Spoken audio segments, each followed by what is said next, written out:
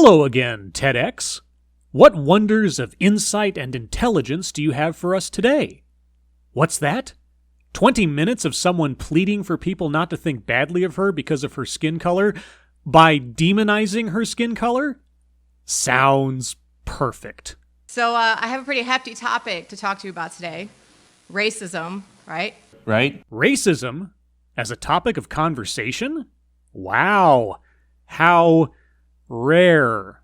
Probably makes us maybe a little bit uncomfortable. It's a conversation that your parents say, not at the dinner table, right? Right? Well, my parents never said that. But yeah, it's usually an uncomfortable topic because usually those that bring it up are doing so as an implicit, sometimes explicit, method in which to accuse whomever they are speaking to as buying into such an ideology. But you wouldn't be doing that, would you? It's too in play, causes too many issues. Definitely don't bring it up at your hiring employment interview, right? Right? Don't do that. But as much as we don't like to talk about racism, that's my suggestion that we actually probably need to be talking about it more, right? Right? The less you don't want to talk about something is an indication that our society needs to be having conversations about it. The less you don't want to be talking about something, so they want to be talking about racism more? I don't think that's what you meant, but I am a forgiving sort, so I will take it as I think you meant it. So, of course, since society never talks about the accuracy of phrenology anymore, that just means we need to discuss the accuracy of phrenology. God, I love logic. Specifically, I'm here to talk to you about white supremacy. Now, when y'all hear the word white supremacy, you probably think of white superiority groups, right? Right? Like the KKK or something like that. Yes, you are correct. White supremacy is indeed an ideologically racist stance in which white people are inherently better, i.e. supreme, to those who are not white. White supremacy as a belief isn't restricted to organized groups, but in common parlance, when you say white supremacist, it is usually in reference to such organizations and their members. But I'm sure you're about to tell me how wrong I am, that it's more nuanced than that. So please proceed. And I think hopefully we're all on the same page that we don't need the KKK anymore, right? Right? They need to be left in our history books. I don't know what they're still doing around. We should have gotten rid of them a long time ago.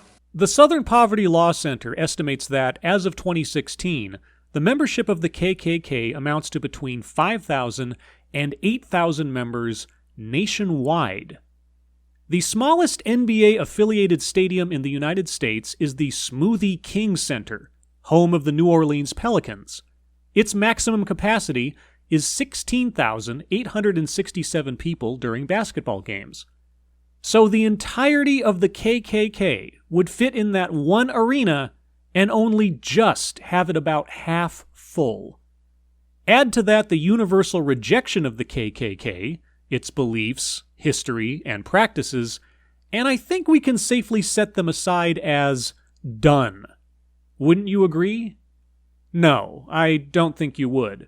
Because we need to keep talking about the KKK, since none of us want to talk about the KKK anymore. But when I refer to white supremacy, I'm referring to much more than just white superiority groups. Well, you would have to be. You would have to shift the definition of an ideology of racial superiority, being actively expressed and organized, to something completely separate.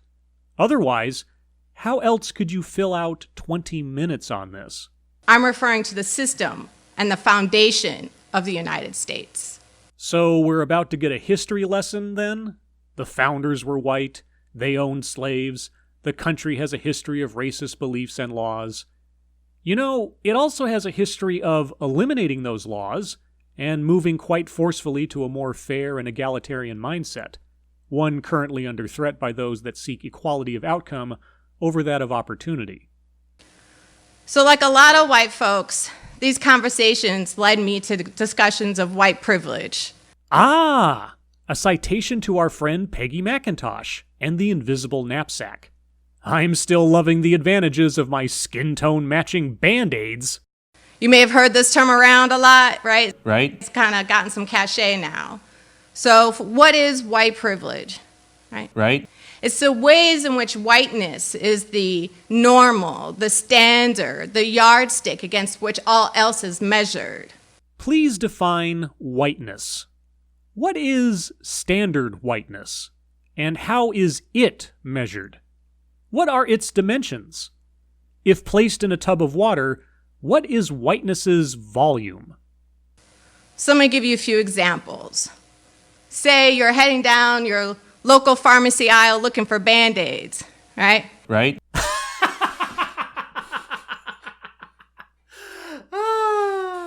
And there are the skin tone Band-Aids.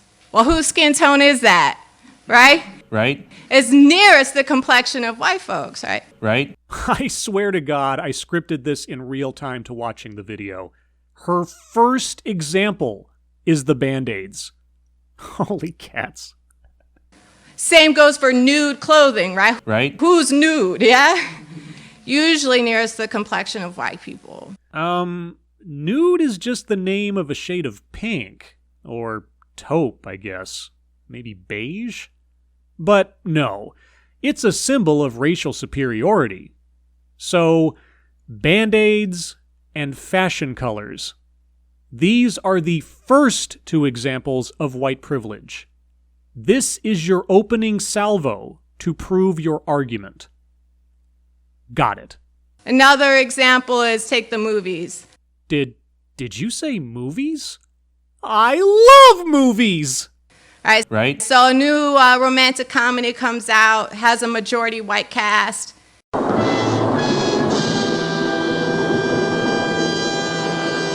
You turn to your friend, you're like, hey, let's go check out this new romantic comedy, right? Right. Looks really good. All right. But now say a new romantic comedy comes out, but it has a majority black cast.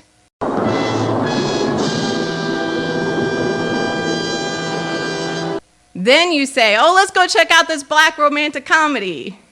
Maybe that's how you say it, being that you're so focused on people's skin color. Do you work at a movie theater? Because you're projecting like a professional. Right? Right. Okay, if what you are saying is the truth, why do you keep asking the audience for affirmation? Because it's very telling. Because it's another example in which whiteness is the normal and the standard, and everything else becomes othered in relationship to that, right? Right. Okay, so you're telling us this way of thinking is the standard by giving us hypothetical conversations you've made up from your own imagination. That's not proof of anything. So when you say white supremacy, do you really mean the largest demographic? If there are more of one thing than another thing, you will tend to see the largest demographic more often. That's just reality. So, are all black people thus guilty of black supremacy in the nations of Africa, then? By your logic, they are. So whiteness is the benefits, right? Right. The benefit of the doubt that is given to white people.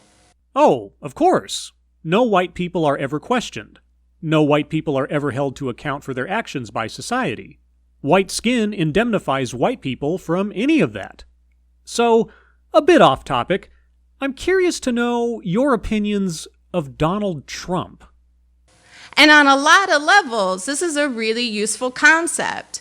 It forces white people to reconcile that they do have a race. They are raced, right? Right. It's just that they're not made to confront it very often. So, whiteness, while being an unfair conceptual standard in our society, is useful because it forces white people to confront the fact that they are raced.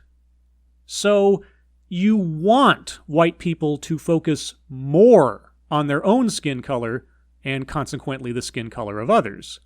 And in this way, by assessing oneself and others on the basis of the color of their skin, this will help us all to conquer racism. God, I love logic. So back in the day, I used to give talks on white privilege. And a lot of times when you're talking about white privilege to white people, it ends up in conversations of white guilt. Guilt? Why would telling someone that they possess an inherent advantage over others, which is actively detrimental to others, why would that conjure feelings of guilt? That's some kind of mystery. Now this makes sense on a lot of levels, right? Right? If you're a white person and for the very first time you're having to confront the fact that everything you have earned maybe wasn't always 100% earned, right? Right? Maybe wasn't always 100% earned because you're white.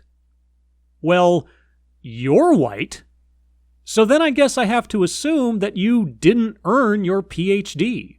It was just handed to you, undeservedly.